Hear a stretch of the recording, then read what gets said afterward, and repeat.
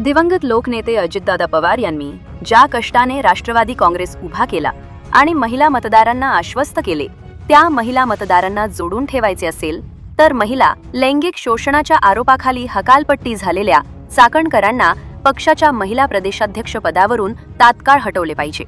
अन्यथा राष्ट्रवादी काँग्रेसला महाराष्ट्रातील महिला मतदारांच्या लोकभावनेचा आदर नाही असे होईल, असे सुषमाताई अंधारे म्हणाल्या.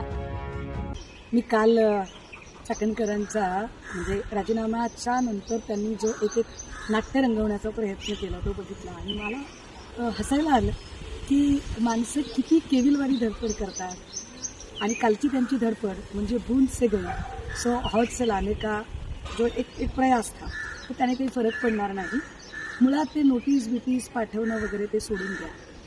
तुमच्या डोक्यावर अटकेची टांगती तलवार आहे, त्याचा विचार करा. कारण तुम्ही त्या सगळ्या गोष्टींना अवगत होता.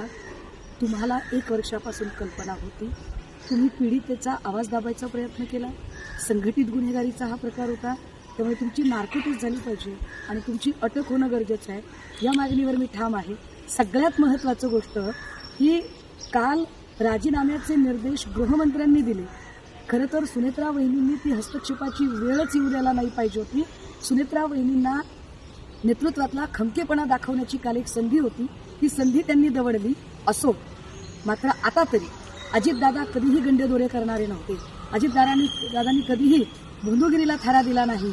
अशी गंडेदोरे, अंगारे, दुपारे, बंधुगिरी, तंत्रमंत्र करणारी बाई जर राष्ट्रवादीच्या प्रदेशाध्यक्षपदावर असेल आणि तिच्यामुळे जर पक्षाची बदनामी होत असेल तर तातडीने तिला महिला प्रदेशाध्यक्षपदावरून पायउतार केले पाहिजे. अन्यथा जर ते करणं होत नसेल तर आम्ही अजितदादांचा वारसा जपणारे आहोत असे कृपया सांगू नका.